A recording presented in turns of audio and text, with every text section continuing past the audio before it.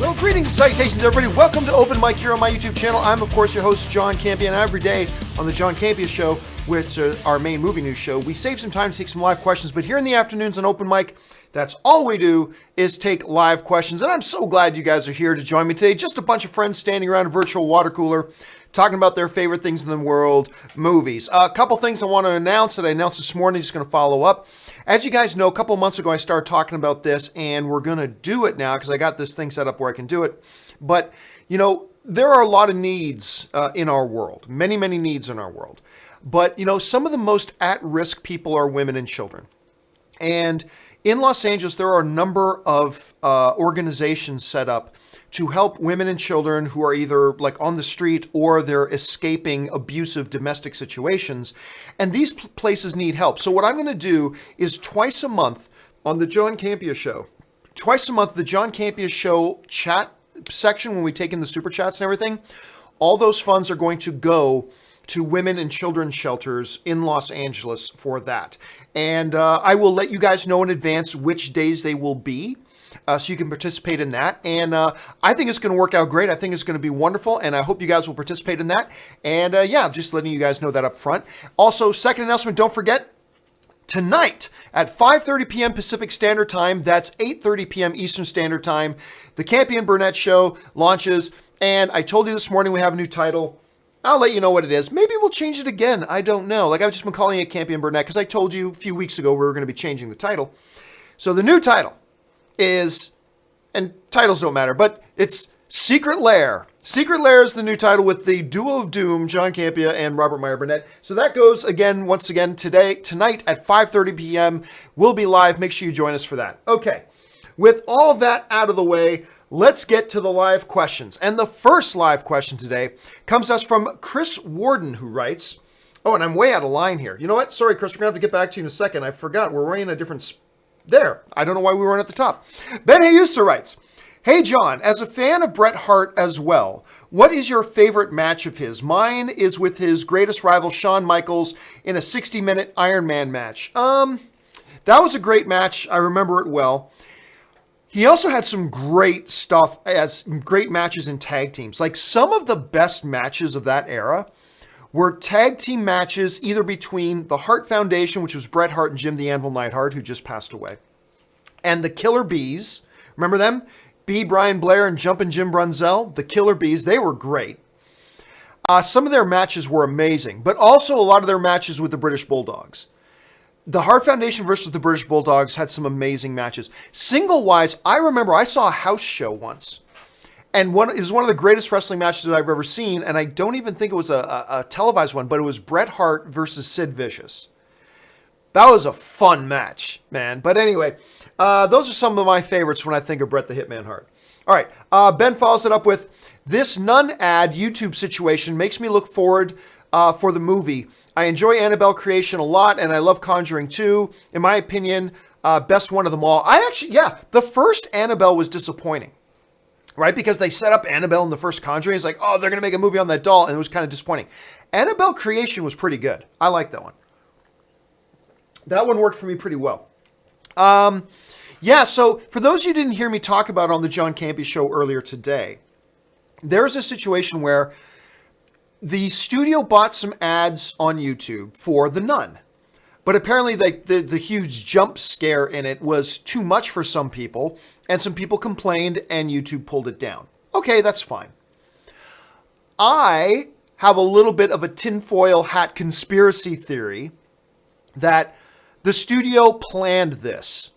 Because honestly, what's better marketing? What's better buzz for your movie?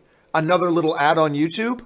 Or that YouTube had to pull it down due to complaints about how shocking it is? That's better PR for your horror movie. That is better PR. So I've got a little, admittedly, it's a little bit tinfoil hat kind of conspiracy theorist, but I got a little bit of a theory. Now, that's probably not the case, but I wouldn't be surprised at all to find out that this was all, choreographed by the studio, working in conjunction with Duke. Okay, we're going to put up this ad, and then you pull it down, okay? And then we'll talk about, our ad was too shocking. Perfect buzz for a horror movie. So I wouldn't be surprised about that, but I'm looking forward to it because it does look pretty damn good. All right, Ben Rayner writes, you're not sending me to the cooler. I'm just going to guess that's yet another Batman and Robin quote that we're been getting on here. Lee Mallinson writes, your mission, should you choose to accept it, is to use Anne's, by the way, guys, everybody misspells Anne's name. There is no E on Anne. Anne's name is just A-N-N. Anyway, use Anne's job at Hasbro to get secret intel on the new Mask movie and share with the group. No, that will not happen. Look, I could find out everything about everything. I could find out everything about every Disney film, about every Marvel film, about every Star Wars thing. I could find out it all because the toy companies get all the information a year before the movie comes out because they have to start designing and building dolls and toys a year before the movie comes out. So, Anne knows everything. She just knows everything. But we do not talk about it. We never speak about it. It's just a professional thing on her. She can't talk about that stuff. And so she never talks about it with me. I never ask her about it. And that's just the way it is. And even if I begged her, she wouldn't tell me. And I would never beg her because that's her job. It would be unprofessional of her, and she's too smart for that. All right, next one. Sebastian writes, I'm a fan. Do you sleep? John C. equals passion and creativity. I do work very hard, but you know what? When you work for yourself, you do tend to work harder when you're working for yourself because it's your own stuff that you're doing, right? I think you would do it. I would do it. We all do it. So I do work for myself, so I do tend to work a little bit harder, but I appreciate that, Sebastian. Thanks for the pat on the back. I appreciate it. Adamus95 writes, with Transformers being rebooted, why not try Beast Wars? Nobody would watch it. After G1, it's the highest rated Transformers show, even won an Emmy, and correct me if I'm wrong, but I think it's still Hasbro's most successful Transformers toy line. Not sure about that. It may be the case. But no, when you ask the average, look, there's a lot of people on the street when we say Transformers, they know what Transformers are, right? But the average person does not think of Beast Wars at all. So you would have very little, I believe, and I could be wrong. I'm just saying, I believe there would be very little, nostalgia factor with that, to be honest with you. I just don't think it's a property that could work. I just don't think the average movie-going audience would have any interest in it whatsoever. And if you can't just make movies like this and target the people who were the audience of that particular show when it was on, because that's far too small. You got to make those things, then hope and find a way to appeal to everybody. And I honestly don't think Beast Wars, which I got to admit, I was never a big fan of Beast Wars. I honestly kind of considered, even though it was Hasbro, I honestly considered Beast Wars kind of a cheap Transformers knockoff. Kind of akin to GoBots. Although I think GoBots were technically around first. I could be wrong about that. Anyway. So I just don't think there would be any appeal. And I don't think it would make a good movie. Now, then again, anything can work. If you execute it right, absolutely anything can work. But honestly, my personal opinion, and again, I could be dead wrong about this, is I just don't think a Beast Wars movie will work. I don't think it would get any interest from most of the movie-going audience. And I just can't see it working. But then again, I mean, I could be dead wrong about that. So who knows? Sebastian writes, decline in movie etiquette, age, or subscriptions. I'll be honest with you, Sebastian, I have no idea what you're talking about. Decline in movie etiquette, age, or subscriptions?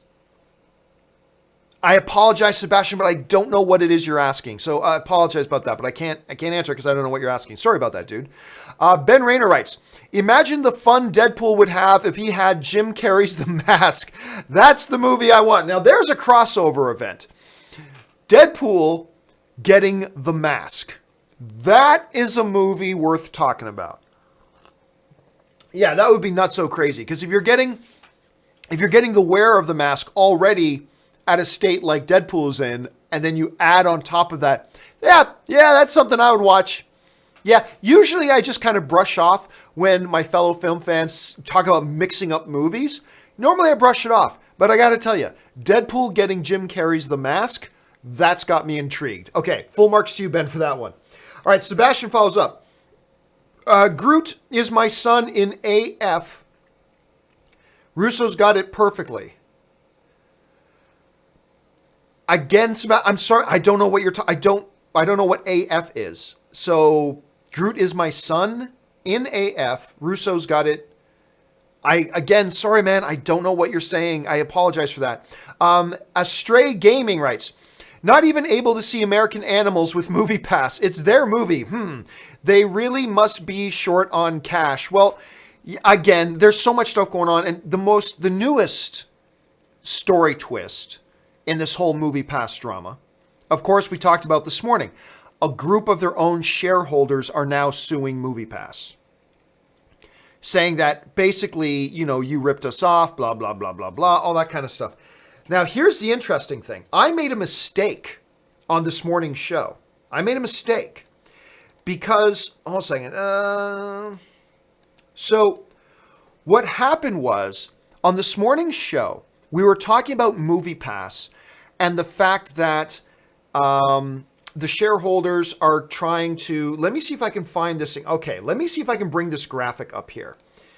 The shareholders, a bunch of shareholders were suing MoviePass because MoviePass misled them, put out false information, made them believe MoviePass would be a good investment, so people bought shares back when the shares were worth $30, right? Now, on this morning's show, I put up this graphic, and then I'll talk about the mistake I made. I said, so back in October, when MoviePass made the big move, stocks were at $30 a share. So that means if you're going to buy 10,000 shares, which a lot of these real stock market guys do, if you were to buy 10,000 shares of MoviePass stock back in October, that would have cost you $300,000, okay? So that's what a lot of these real Wall Street guys do. They buy like in big chunks. So if they bought 10,000 shares of MoviePass or Helios and Matheson, if they bought 10,000 shares, that would have cost them $300,000. Today, I said, now that the stock is only worth 4 cents, today I said that 10,000 shares is now only worth $400. So from $300,000 down to $400. And my illustration was, in October, for that money, you could have bought 6 BMW 540i's, and today you can buy 1 used Xbox One. But I made a mistake. Here's the mistake. I totally forgot to add into that equation the fact that since then, MoviePass did a 250-to-1 reverse stock split, which means that 4-cent stock compared to the $30 stock in October, we have to take that 4 cents and divide it by 250. So let me just try this here. If I go 0.04, that's 4 cents, and divide that by 250, divide that by 250, I did that wrong. Hold a second. 0.04 divided by 250.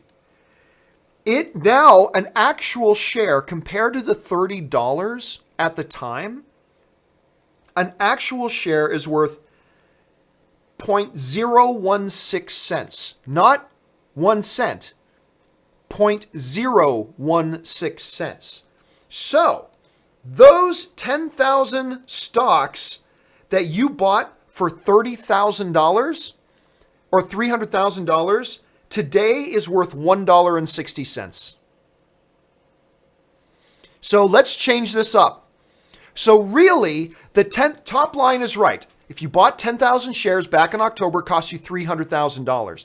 But now the second line should actually read that $300,000 you invested today is actually worth not $400, $1.60.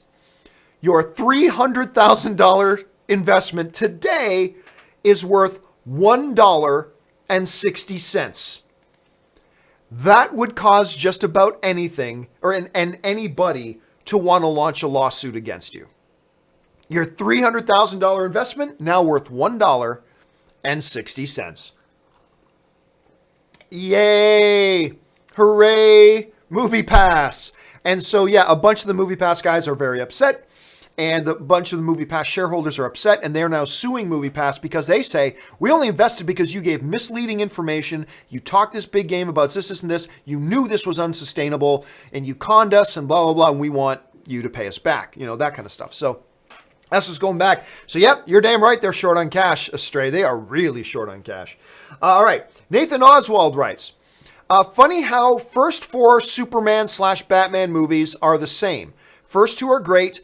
Can't decide which is better.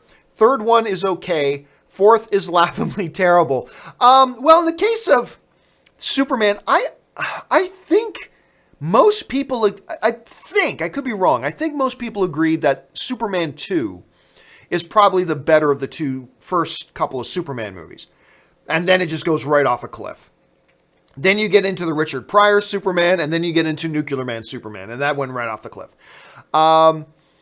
Yeah, then it kind of goes from there. So you're right, there is a little bit of an equation there, isn't there? I never really thought of it that way, Nathan. It's a good observation.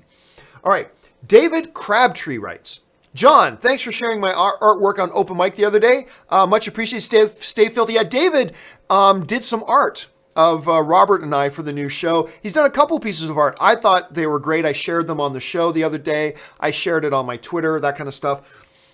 So no, David, my appreciation to you for putting that together. That was great. So I really appreciate it, man. Thanks a lot for that. Richard Karate writes, do you think in future Jurassic World movies that they will bring back Sam Neill as Alan Grant, even if it's not a major role? It's possible.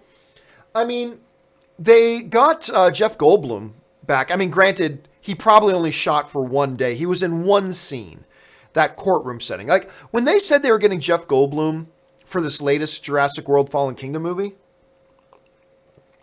I thought he'd have a role in the movie. Like, maybe not a major role, but I thought he would have a role in the movie.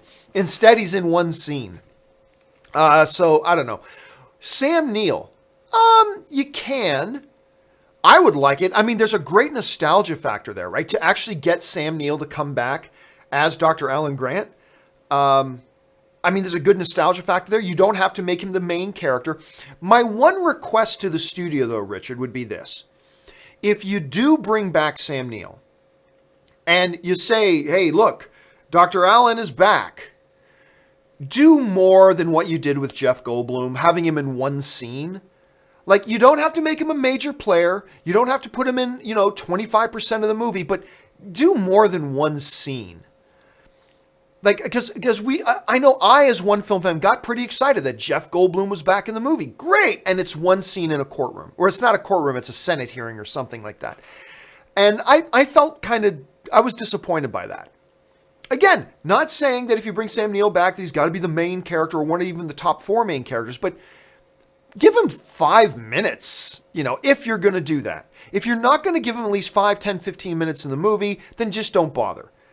Like seeing Sam, like Dr. Alan Grant on TV going, I think dinosaurs need to be protected. That was Dr. Alan Grant. Like, then what's the point? Don't do it.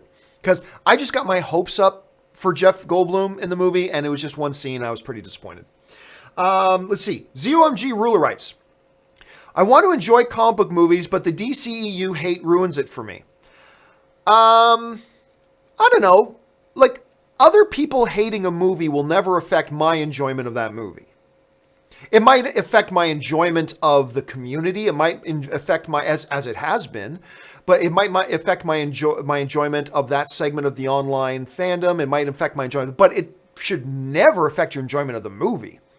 Just because other people scream bloody murder about a certain movie should never affect your viewing experience of the movie. And by the way, there's a lot of Marvel hate out there too. I mean, there are Marvel fanboys who crap all over DC. There are DC fanboys who crap all over everything Marvel. It goes a little bit both ways. Unfortunately, one studio has been making better movies than the other studio. So one studio has a bit of an upper hand. Like, Marvel's been making the better films. There it is. It's all subjective. You may disagree, and that's fine. But the vast majority of people seem to think that Marvel's making the better films. Their success kind of points to that. So, but yeah, man, ZomG, never let, what other people like or don't like affect your direct enjoyment of a film itself. You know what I'm saying? Like, a lot of the behavior of the so-called Star Wars fans out there, a lot of their behavior really turned me off the fan community, but it never turned me off the movies. You know what I'm saying? So try to isolate that away. It never let it affect how you enjoy the movies. Unless the movie sucks, then there's nothing you can do. If the movie sucks and you don't like it, there's nothing you can do about that. But don't let what other people think about a movie affect your enjoyment or lack thereof of the movie at the same time. Sebastian writes, I agree. 2 or 100 million fans enjoy water cooler convo. Again, Sebastian, I'm not really sure what it is. I agree. 2 or 100 million fans enjoy water cooler convo. Again, I'm not sure what it is you're saying, so I can't address. Not that I don't want to address it, is I don't know what it is we're talking about, Sebastian. So put a little more thought. Read over what you're writing and say, how would somebody who is not me read this? Then just be a little cautious when you're writing that in. Nathan Oswald writes, do you remember when Clooney was cast as Batman? I do. I remember. I can't remember like the exact spot I was in when I heard about it, but I remember at the time thinking that's great because George Clooney was a big star. And the fact that he's going to be Batman. And look, as much as we all crap on those movies, George Clooney joining a comic book movie, I think that is historically one of the big steps. You know, George Clooney, he wasn't an over-the-hill star. He was in his prime. You know, George Clooney was a big star. And at that time, like today, big star signing up for comic book movies. Yeah, that happens every day. At the time, that was not the case. And it was a big deal. So, yeah, unfortunately, the movie didn't work out so well. Oh, well. But, I totally remember that. All right, SSJR Goku Black writes, how can someone say Ant-Man and the Wasp underperformed when it hasn't even released in China yet and has domestically outgrossed its predecessor? Well, I think it's still fair to say maybe it underperformed a bit. Like, first of all, it's successful. There's no getting around that. Ant-Man and the Wasp is a success. It's made over $100 million in profit. When it's all said and done, it'll make even more than that in profit. Any movie that's profitable is successful. And let's face it, it's one of the most obscure MCU titles you can possibly have, Ant-Man. But, that being said, you certainly can't blame anybody for wanting to put a label of like underperformed on it for a couple of reasons. Number one, yes, it hasn't opened in China yet, but let's not kid ourselves that China's going to add 300 million to its box office total, right? It hasn't. As of right now, Ant-Man and the Wasp has made about $450 million, somewhere in that neighborhood, which is fine. It's fine. The last Ant-Man movie made about $100 million in China. We don't know that it's going to do that well again, but it might. So let's, for argument's sake, say it does. Okay, there's another $100 million. Now you're talking about a movie making $550 million at the box office. Actually, let me just make sure I'm absolutely on the target here. Ant-Man and the Wasp box office. And what do we got? So Ant-Man and the Wasp, right now the box office has made 450. If it makes another one, it's 550. And the first Ant-Man movie, I believe, made in the $500-something million range. 520. So let's say it makes another $100 million in China. That means this Ant-Man will make $30 million more than the first Ant-Man. It's fair to say that might be a little bit of an underperform because even though it's profitable and there's no doubt it's successful, but is it underperforming? Well, the MCU movie that came out before it made $2 billion. And even if it makes $100 million in China, which we do not know that it will, but even if it makes $100 million in China and it comes in at 550, that still makes it one of the lower grossing MCU films, right? Hot on the heels of a $1.3 billion Black Panther movie, and then right on the heels of a $2 billion Avengers Infinity War movie, and then you come out with Ant-Man, while successful, definitely successful. You can't really blame somebody for wanting to use the term underperform. It's a big MCU movie. It's a sequel. And the first one was quite good, and everybody loved the first one. And this is a good movie. So could you say that, hey, 550, even if it comes in at 550, is that a little underwhelming? Yeah, I would say it is. I would say it is. I think it's totally fair. Again, still successful. It's a win. It is a win. But a little underwhelming? All things considered, yeah, you could say it's a little underwhelming. I think that's a fair thing to say. As long as when you're saying that, you acknowledge it's still a win and it's still successful because it made money. As long as you do that, then I have no problem with somebody saying, I was expecting more from Ant-Man 2. I'll be honest with you. I thought Ant-Man 2 would hit 600 million, no problem. I did. I thought it would hit. I never thought Ant-Man 2 would hit 800 million or anything ridiculous like that. But I really did. I thought it would hit 600 million. And it looks pretty clear like it's not. So, yeah, I could see people saying that. I can. All right. Next one up comes to us from Nathan Oswald, who writes, honestly, I like Kilmer's portrayal of Bruce/Batman. So do I. Yeah, it wasn't the greatest movie, but I like Val Kilmer as Batman. I particularly liked his Batman. I did. I think George Clooney was a great Bruce Wayne. Val Kilmer was a good Bruce Wayne too, but I liked his Batman. I did. I mean, not one of the top 2 or 3 Batmans ever, but yeah, I liked Val Kilmer's Batman. I agree with you, Nathan. Let's see.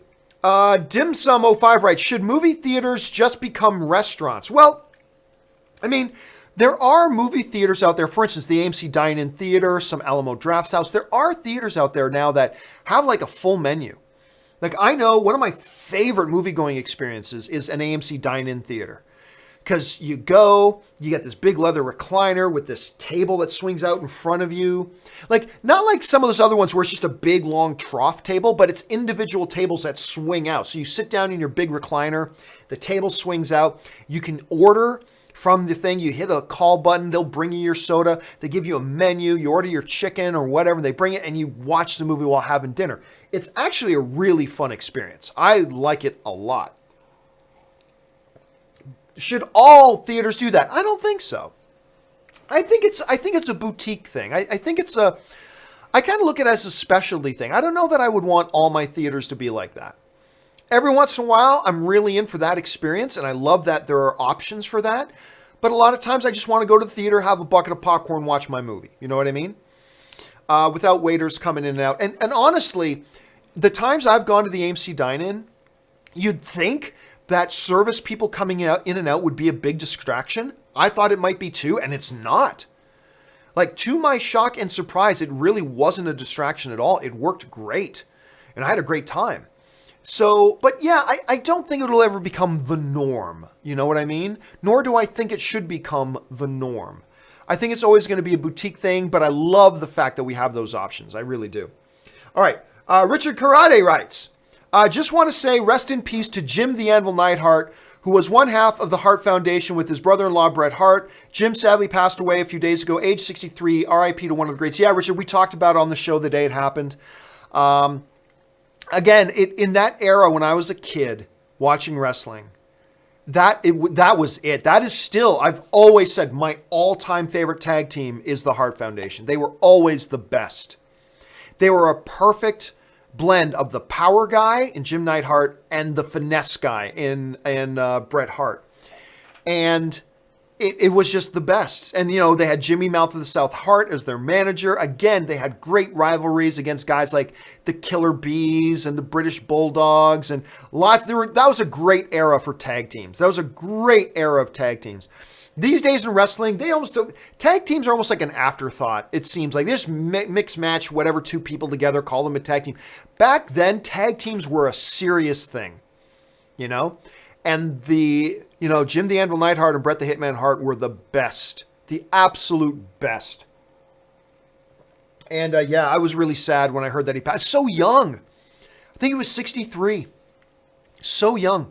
And now, of course, and he's a legacy. His daughter is Natalia. She's, a wrestling star and all that kind of stuff too. But yeah, I was really sad to hear about that. And yeah, they were absolutely the best. Dim-Sum05 writes, what's the one thing depicted on screen that makes you uneasy? No matter how many times I see people get blown away, beheadings always make me wince. You know what? Beheadings don't bother me. Beheadings don't bother me. You know what bothers me? Broken fingers.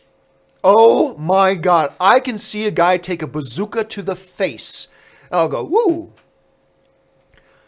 But you just show some guy accidentally get his finger caught on something and his finger go, I'm like, ah! Like I'm screaming, right? Like, ah! Like, guy gets bazooka to the face, no problem. Shark rips a man in half, fine.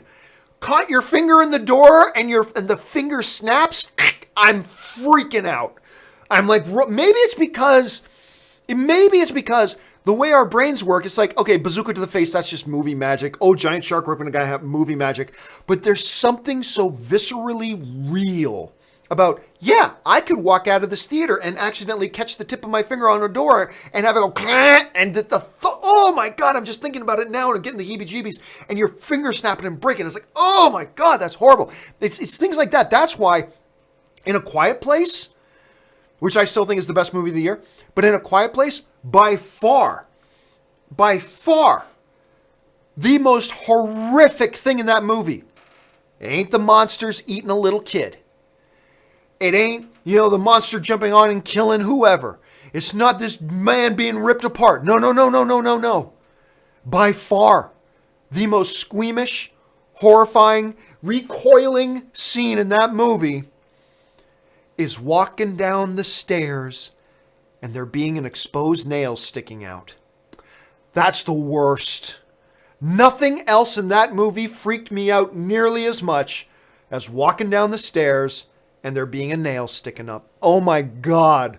I recoil. No matter how many times I see that movie, man, I recoil 100% into my chair. Like I just completely freak out.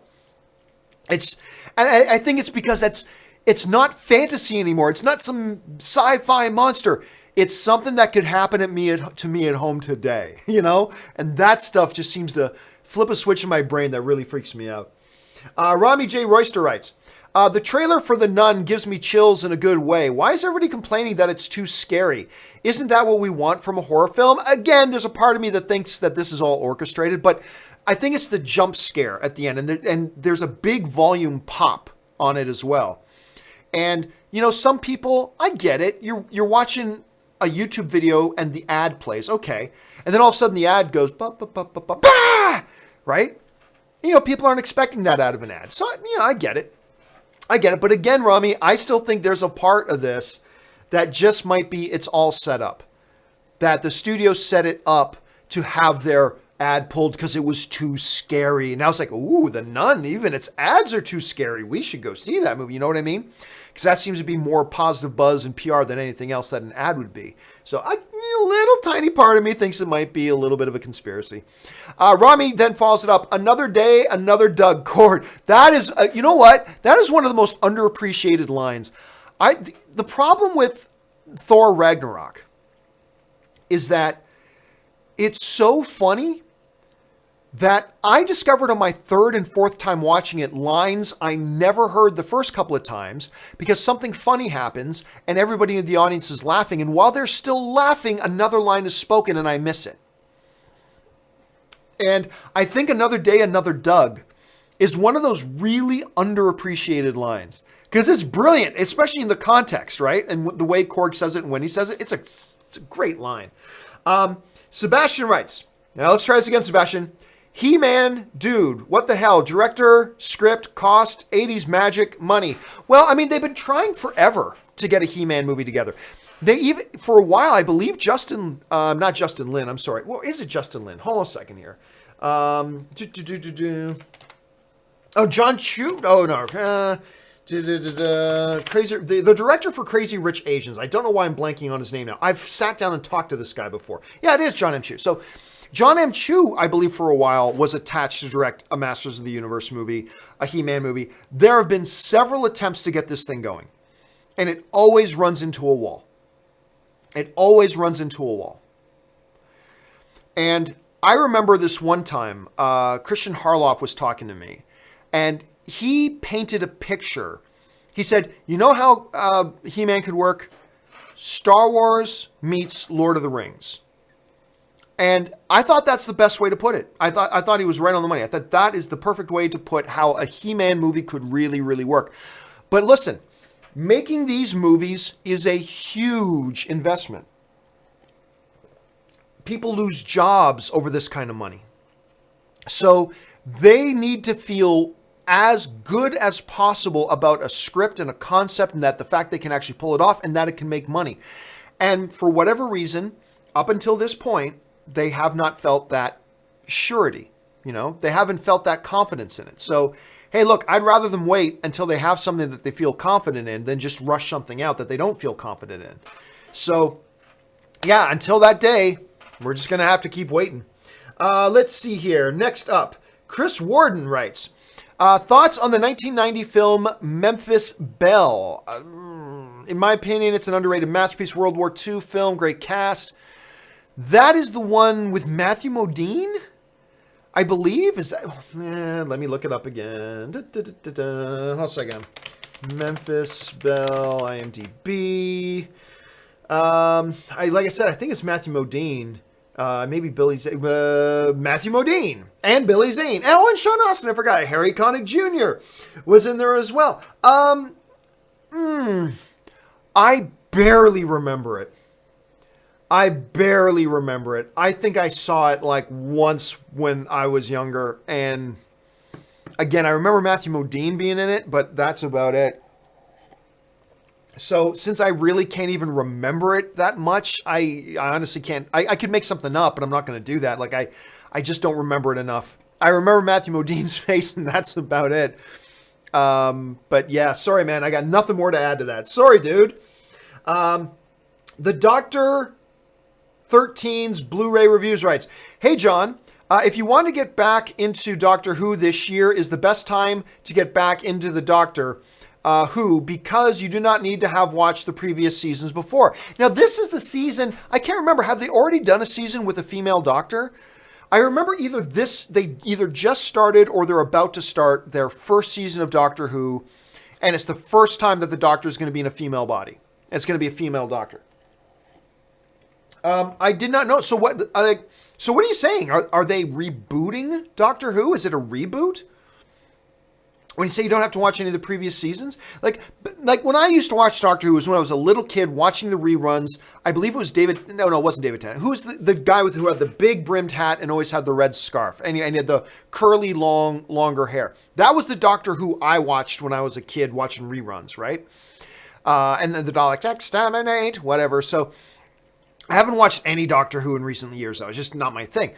But I would be curious, but I'm just wondering, are we talking about a reboot situation? Is that what you mean? So you don't have to watch any of the previous seasons? Or are they just narratively kind of resetting the clock? I find that curious, because I have been thinking about checking out Doctor Who again. So, all right, thank you for the heads up. I will keep my eye open for that. Joshua Stevens writes, just now noticed that Tom Hardy and Logan Marshall Green are twins. Hold on a second here. I'm having a problem with my mouse. There, I got it back here again. Oh my God. Oh my God. Like, wow, you could totally put these two guys in the same movie and say that. I remember Tom Hardy played his own twin brother in that gangster movie, but you didn't need special effects. You could have just got this dude. Oh my God, yeah. If you showed me, a couple of pictures, you can tell it's not Tom Hardy, but if you showed me a couple of these pictures I'm looking at and said, this is Tom Hardy, I would have gone, okay. I just would have bought it. Damn, see, now that I've seen it, I will not be able to unsee it. Thank you so much for that, Joshua. DAL Official writes, have you ever watched the TV show Vicious with Ian McKellen and Derek Jacobi? If you have, what did you think? Nope. I'll be honest with you. I've never even heard of it. Never even heard of it. Hold a second. Vish. Maybe if I spelled it right. Let's see. Vicious. So this is one that just came out in 2013. By the way, I love Derek Jacobi. Derek Jacobi. I'm telling you, I've never even heard of this thing. I've never even heard of the show, but now I'm completely fascinated. Now Ian McKellen, Derek Jacobi head the cast of the studio sitcom centered around aging partners Freddie and Stuart, who have lived together in a London flat for close to 50 years. Having survived a time when being a gay couple was harshly frowned upon, they have to learn to keep the outside world at bay and live their lives now. Consist of reading books, walking their dog, and most of all, bickering with each other. It sounds fascinating because I love both of these guys. So I've never even heard of it, but I'm going to have to check it out at some point. Kevin Kamaki writes, can I hug you? I'm going to kindly decline your request, but thank you for asking, Kevin. At least you asked first. Austin Green writes, Went to go see Slender Man this week. Bad choice. Bad choice. It reminds me of Anchorman when he's drinking milk. Milk was a bad choice. Okay. Went to see Slender Man this week. Bad choice. But some guy brought a plastic bag full of loud, crunchy snacks and unopened cans of drinks. It was such a disruption. Have you ever had a similar experience recently? No, not really. Like crunchy snacks, I'll be honest with you. I can see why that would bother people. Honestly, it's never been a problem with me. It's never been something that's distracted me or hindered my enjoyment of a movie or anything like that. Cans opening. I don't know. I guess, you know what? It also depends on the movie. If I'm watching Avengers Infinity War, somebody can be eating crunchy bars and blah, blah. It won't bother me a bit. But I imagine watching a movie like A Quiet Place would be different. Because even like when I'm watching A Quiet Place, when I'm watching a movie, I'm always eating popcorn. I was so self-conscious eating popcorn in A Quiet Place. Because I feel like everybody, the reality is probably nobody could hear me, but you know, the crunching in your mouth reverberates on your ears. So you think it's really loud, and I was so self-conscious. So I suppose it'd be, I can honestly say, no, I've never really had people eating noisy food. Honestly, it's never been a distraction to me. I guess my ears have just tune it out as white noise or something, and it never bothers. I could see why it would bother some other people like yourself, Austin. I can totally see why it would. But yeah, for me, it's never really happened. Cracking cans of soda. Yeah, I mean, technically, you're not supposed to bring food into a theater because basically you're putting a theater out of business when you do that because that's the only way they make money is through their concessions. But it is expensive, so I can understand. But yeah, never had that experience. Never been a problem for me. And quite honestly, and maybe it has happened a lot around me. I just never noticed because it's not something that registers with me. Maybe I'm just lucky that way, I guess. All right, but sorry that you had that bad experience, man. That's unfortunate. I hate it when anything distracts you from a movie. It's terrible. Okay, Zach Barton writes, or Bartron writes, do you like the show Legion? I had mixed feelings during season 2, but I'm really looking forward to a third season. Talked about this before, Zach. I hated the pilot episode. Hated it. Of season 1. Hated the pilot episode of season 1. And so I gave up on the show. About 2 months later, so many people said, Campea, you got to get back on this show. You got to get back on it. Get back on it. I'm like, fine. So a couple months later, I tried it again, and I loved it. Absolutely loved Legion season 1. Despite its kind of shaky start to me, it just turned into a great bit of sci-fi television. I loved it. So I was really excited about season 2. I didn't like season 2. I couldn't get into it. You know, I watched me and Ann watched the first episode. We're both, well, that wasn't so good. But we weren't very happy with the first episode of season 1 either. Let's keep going. And I got about I said 4, but I think really it was 5. I think I got 5 episodes in, and then I just went, I can't do it. I feel like it's work watching this show at this point.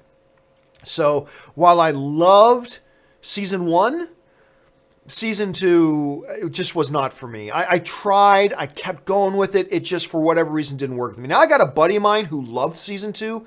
Great. And maybe there are other people. You, Zach, obviously, you had mixed feelings about it. I didn't like it, but it's all subjective anyway. But yeah, I wish I did because I really did like season 1, but I just couldn't get into season 2, unfortunately. Ben Rayner writes, you've seen Curb episode where they're making Seinfeld reunion and Jason quits because of a fight. So Larry tries to be George and couldn't do it. I have not seen that episode. I've seen a bunch of Curb Your Enthusiasm, not like half of them, but I've seen a bunch of them. That is not one I've seen. I would love to see that one though. That sounds amazing. I would love to check it out, but I have not seen that one though. But now I know I got to go look for it. I'll just ask Kaori, because Kaori is a Curb Your Enthusiasm fanatic. So I'll just ask her about that one. I'm sure she can point me to it right away. Tortellini at Noon writes, I like that name. Tortellini at Noon writes, is there any film that have had rumblings of a remake that are off limits in your mind? Nope. Nothing. To me, nothing is off limits. Nothing. Now, that doesn't mean I would necessarily make them myself. But if somebody else wanted to, fine. Because my overall philosophy about remakes is simply this. If you make a good remake, great. We have a new great movie. If you reboot or remake something and it turns out to be bad, oh well, we still have the original. I do not understand why anybody has a problem with somebody making a remake of anything. Honestly, nobody has ever once been able to give me a legitimate reason why they shouldn't do a remake of something. What harm can be done? Because there have been studies that have proven that when a remake is made, even if it turns out to be bad, like rental numbers on the original go up. Right? So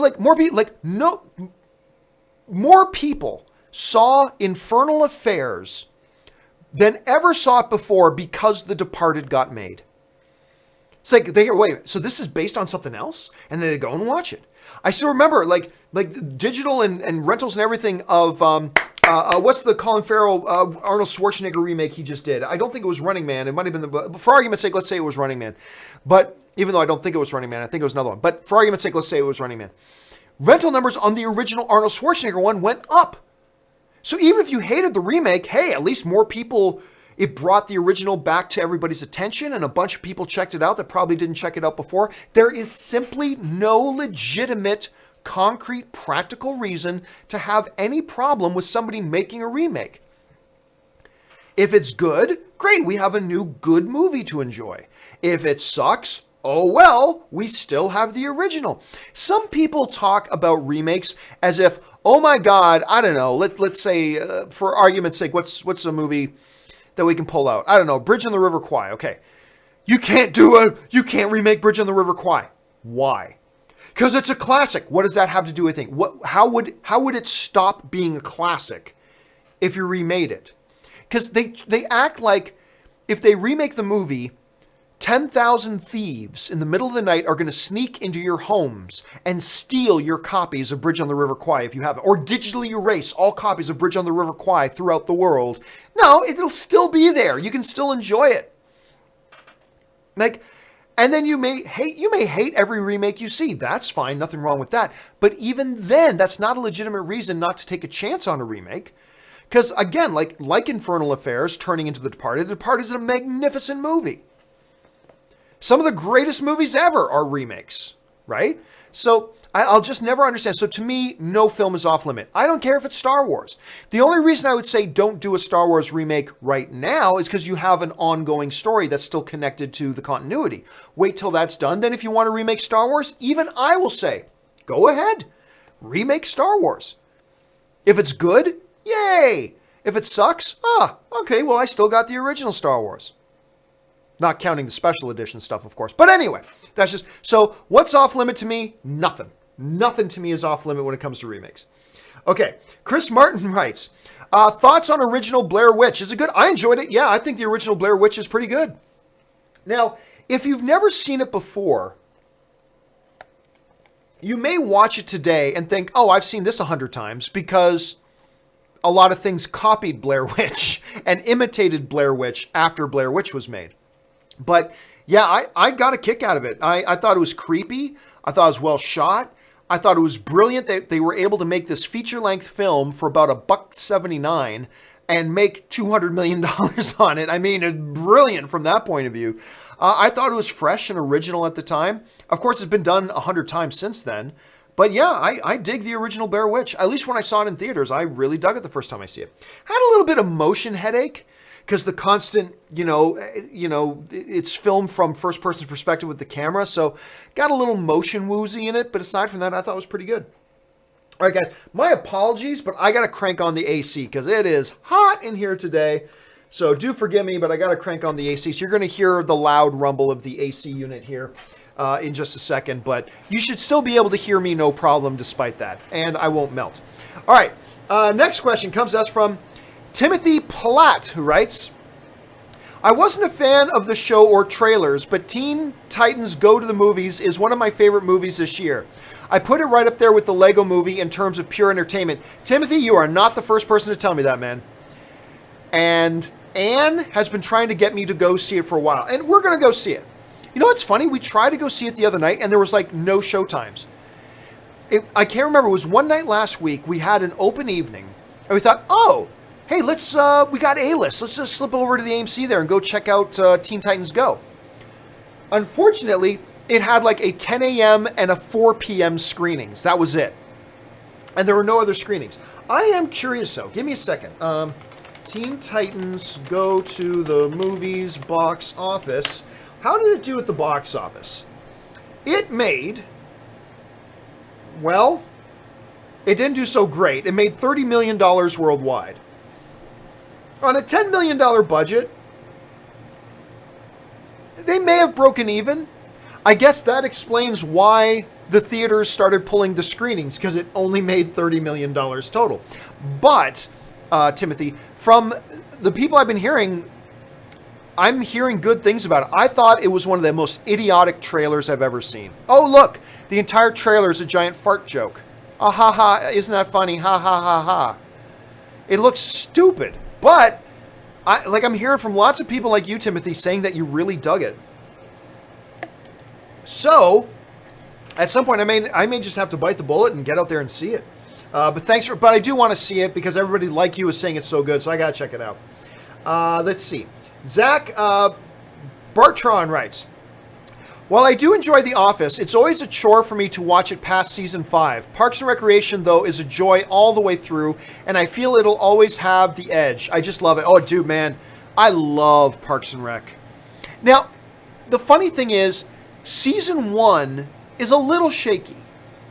And I was lucky that I started watching Parks and Rec near the end of season 2. And I think it was after season 4 that I went back to watch season 1. And it's like, wow, it's a different kind of show. It's a little different, season 1. And they had that one guy who's kind of like the main lead guy on the show, and then he disappeared after season 1.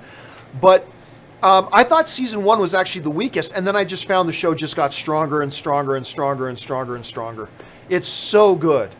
It's so good. And one of the reasons that I put off watching Parks and Rec was because it looked like a cheap The Office ripoff. It's done in the same, shtick of, documentary style, all that kind of stuff. Like, okay, so it's a Parks and Rec ripoff, but it's so good. And maybe it is a Parks or an Office ripoff, but it's so good and so funny, and all the characters. I don't care if you're talking about, where they're talking about Leslie or Ron, or run down the all the characters. They're all great. They're all great. Ann and I still to this day, every once in a while, what should we do today? Treat yourself, and then just have a treat yourself day. Like, we still do that, It's so good, and I'm glad you enjoy it. More people need to preach and hear the gospel, the good news of Parks and Rec. And I envy people who have not watched it yet. That you can sit down with Hulu or Netflix for the first time and watch that movie. Super envious. Super envious of you guys. All right, Richard Karani writes, what did you think of Airwolf? And when will we get a big screen movie or TV reboot in your thoughts? I loved Airwolf when I was a king. Jan Michael Vincent, and probably the greatest television theme music of all time. Ernest Borgnine was in it. And for those of you who don't know about Airwolf, it's a movie about this guy with this really high-tech helicopter that would fly around and save the day with this world's most advanced helicopter. Some people thought it was a little bit of a ripoff of Blue Lightning or Blue Thunder, the Roy Schneider movie. But whatever, Blue Thunder, Airwolf, same diff. So I don't know that you can do that today. I honestly don't think you can remake that today. High-tech helicopter. Yay. I don't think you can redo it today. I don't think you can remake Blue Thunder or Airwolf or anything like that. I just don't think it'll work. Like, okay, you got a high-tech helicopter. Exactly how does that help you? Like, you're walking down the street and seeing a bunch of thugs assaulting a woman. Stay right there while I go up to the mountains and get my high-tech helicopter to come back and get you. Like, I don't know. I don't know that you can do it, but man... It's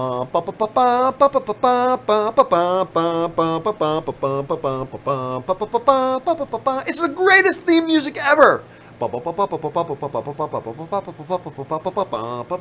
It's awesome. I could sit here all day and just sing it.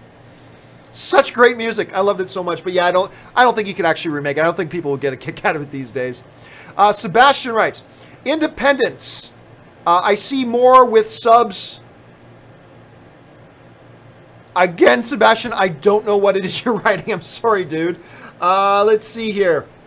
I got a bit of a jump. Okay.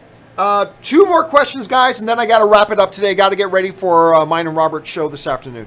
All right. Murray Reich writes, imagine right when Thanos tells Thor, you should have gone for the head. All of a sudden, Cavill's Superman comes out of nowhere and snaps Thanos' neck.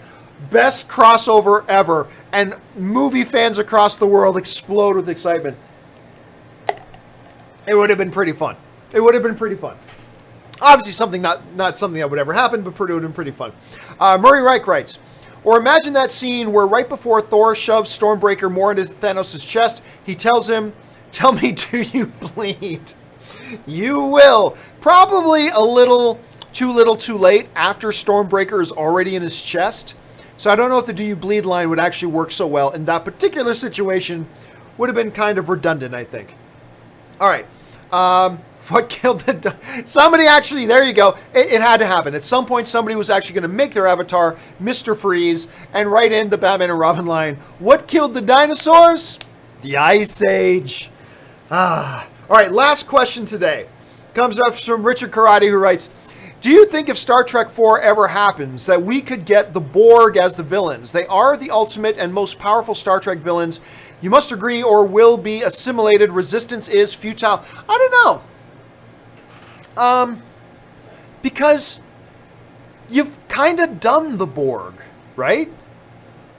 Now, I mean, you could say, but you've done Klingons. Yes, but Klingons are still individuals.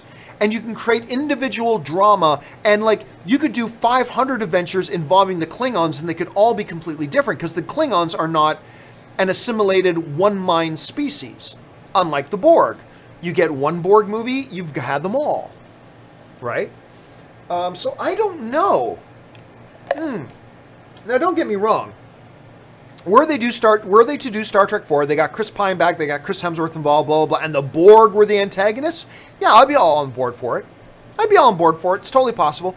I think it's a little more tricky than other villains in the Star Trek universe, like Romulans, like the Klingons, because those races are still individuals, and you can have individual drama, and one Klingon can be completely different from another, right? Whereas the Borg is the Borg. They're always doing the same thing, and they always want the same thing, and their goal is always the same goal. Assimilation. That's it. That's every single time. Assimilation. So how much can you vary it? Now, when they got into the Borg Queen stuff, you added a variable to the mix, and that was creative, because it adds in a wild card. It adds in a variable, something that wasn't there with the Borg before. So how do you do it? I'm not really totally clear on like what kind of an approach you could take to doing something like that, but hey, one never knows. You know what? I still got 1 or 2 minutes. Let me just take a couple more questions here. Rami J. Roycer writes, just chill, everyone. Chill, Mr. Freeze. Harrison writes, hey, John, another movie that I think would look good with the remake is Flight of the Navigator. Still a good movie. Hey, Flight of the Navigator is ripe, I think. Ripe for a remake. It would benefit from modern technology and modern visual effects. It is a timeless story. It's a story that you could tell today and have all that wonder. And there's a lot of people that haven't seen Flight of the Navigator now. I completely agree with you, John. Completely agree. Flight of the Navigator is a big candidate for a remake. I'll be honest with you, like now that you mention it, I'm at a little bit of a loss as to why they haven't done it yet. Like, where the hell, why haven't you done Flight of the Navigator yet? What's the holdup? Make this happen. You know, so I agree with you completely. All right, GameLight7 writes, have you ever seen the movie From Paris with Love starring John Travolta? Yes, I have, and you know what? It's not a bad little film. I personally think it's underrated and recommended. You are awesome. Well, thank you so much. I'm just wasting, it was, who was his co-star in that? It's a good little action film.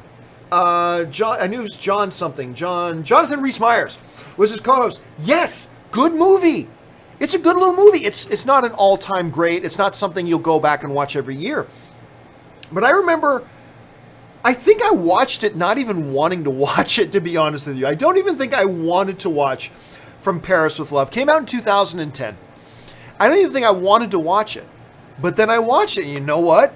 good little action thriller. Nice little movie. So, yeah, if you haven't seen From Paris with Love and you're just looking for something to watch tonight, that's something you haven't checked out before, put that one on your list. That's not a bad little film. It's a really good recommendation game. Like, I'm glad you brought that up. Murray Reich writes, you're not the only one cursed with knowledge. Great line. You know, one of the best things about that line from Infinity War is that it's profound, but still a little vague. Still a little vague. You know? And I dig that about the line. You're not the only one cursed with knowledge. I like that line a lot. Richard Karate writes, are they keeping Matt Reeves' Batman quiet because the Batman won't be Bruce Wayne? It will be Terry McGinnis. No. The movie's going to be Batman Beyond. No. They'll never do that. They'll never do that. They'll never do that. Not to mention, first of all, the reason they're keeping it quiet is because Matt Reeves still has not finished a script. There's still not a script. But one of the things Matt Reeves has very much confirmed is that he's going into all the classic Batman. This is going to be Bruce Wayne Batman, for sure. Nobody cares about Terry McGinnis Batman. Nobody cares. It will be, at least on a large scale, like you go, this is what I keep trying to tell people who keep saying to me, they should do Batman Beyond. I'm like, well, here's the thing, nobody will care. If I go to a movie theater right now, all right, and stand outside with a little clipboard and do a survey of 1,000 people coming out of the theater, and I ask them all, who is Batman? 990 of them are going to say Bruce Wayne. 5 of them might say Clark Kent, or not know. Maybe 4 of them will say he's the Dark Knight. And then maybe 1 out of 1,000 will say, well, Terry McGinnis is a Batman. You don't make your movies for that 0.01% of the audience. And there's no denying that. You go to a theater, survey 1,000 people coming out, who's Batman? In your pop culture, say, who's Batman? Oh, it's Bruce Wayne. Bruce Wayne is Batman. You know, Batman is Bruce Wayne. Bruce Wayne is Batman. Yes, there are other properties been made where other people pretend to be a Batman or they call themselves Batman, but Bruce Wayne is Batman. Batman is Bruce Wayne. That's always been my argument. Now, I don't mean any disrespect to people who love the Batman Beyond cartoon. Not at all. If you watched it and you liked it, that's awesome. I'm not ditching or casting shade on the show at all. But the reality is our culture doesn't care about Batman Beyond. They care about Batman. And Batman is Bruce Wayne. So, anyway, that's just the way I see it. I mean, maybe you see it a little bit differently, which is totally cool. That's what it's fun being a film fan. That's what's fun about being a film fan, is you can think one thing, I can think something different. All right, Barth Revan writes, just watch Eyes Wide Shut. What the fuck did I just watch? Yep, it's a freaky one. Eyes Wide Shut. Oh, look, Tom Cruise, Nicole Kidman. This should be fun. It's a little bit different. Wah, wah, wah, wah. I like Eyes Wide Shut. I do, but it's a different kind of movie, right? And I mean, if you're the type of person that doesn't like seeing boobies in movies, you may want to avoid this one. But it's a sensual movie. It's a sensual movie. Pelican Mike just sends in a super chat for $1. Thank you, Pelican Mike. I appreciate that. James Thomas writes, Supernatural, best show ever in its genre. It is for me. I don't know. Look, I unabashedly always talk about how much I love Supernatural. I love that show. I think it's great. Would I ever say it's the best show of its genre? Well, what's its genre? You know? What's the genre of Supernatural? How do you define the genre? Do you just say, like, it's a sci-fi show? Do you say it's a supernatural? Well, notwithstanding the name of the show, Supernatural.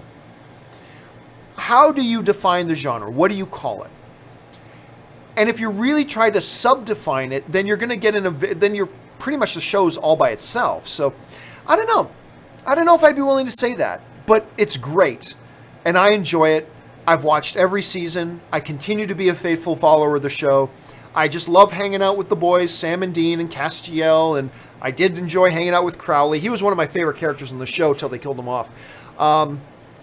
Yeah, but I dig the show. I dig the show a lot. Not quite sure I'm ready to call it the best of its genre ever, but I do enjoy it quite a bit. Factual Opinion writes, there's 2 genres I don't give a chance unless it's a raunchy R rating, musicals and romantic comedies. I don't know, man. There are some great romantic comedies. There are. There are some very bad, cheesy romantic comedies, yes, but there are some great romantic comedies. And what was the rating on Moulin Rouge? What was the Moulin Rouge MPA rating? It was PG-13. I think best musical ever made, dude. If you haven't watched Moulin Rouge, it's not a raunchy R-rated thing. Watch it. It is just outside of my top 10 of all-time favorite movies. It's probably in my top 20. Moulin Rouge is probably in my top 20. At the very worst in my top 25, but probably in my top 20. And it's not a raunchy R-rated. Give it a shot. And dude, open your mind a little bit to some romantic comedies, because some of them are quite good. There's a lot of trash out there. No doubt. Lots of trash.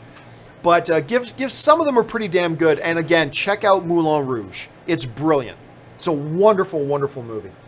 All right. Now, this will be the last one of the day.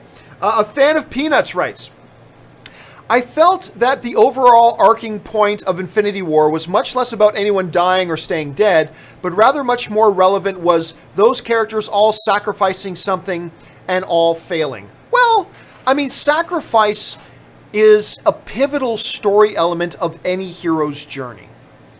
In any good hero's journey, there's an element of sacrifice. And sacrifice is absolutely a very present theme in Infinity War. No doubt. It is a very, very present theme in Infinity War. And actually, the Russo brothers discussed that, the series of sacrifice, that along the way, different characters make different sacrifices. But I don't believe... I mean, and certainly also from Thanos' point of view, Thanos is willing to sacrifice. He's willing to sacrifice the only thing he actually loves, and that's his daughter Gamora, and he was willing to throw her off a cliff. Thanks, Dad.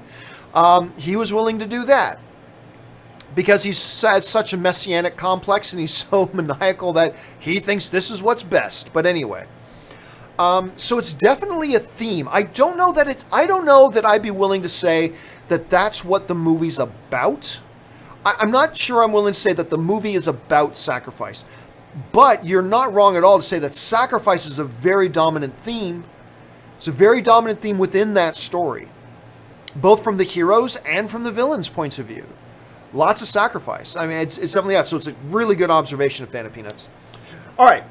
That will do it for today, guys. For everybody from Roll Out the Reels, which I love that name, by the way, all the way down, I will be taking those questions and adding them to the queue for companion videos. So you will see your question get answered in the next couple of companion videos, and I'll have those coming up here shortly. So thank you for sending them in, and don't worry, your questions will get answered. All right, guys. That will do it for today's installment of Open Mic. I got to go start getting myself ready for Robert Meyer Burnett and Fact Checker Jonathan coming over so we can get ready to do our show tonight. Make sure you come back and join us for Campea and Burnett. Or actually, I forgot. I told you the name of the new show. The name of the new show is Secret Lair with Robert and John, the duo of doom. Make sure you come back and check that out. It's going to be at 5:30 p.m. Pacific Standard Time. Just to give you reference, it's 3:10 p.m. Pacific Standard Time right now. So in about 2.5 hours is when we'll be back. Make sure you come and join us for that. All right, guys, that will do it for me for now. Thanks so much for joining me. My name's John Campea, and until next time, bye-bye.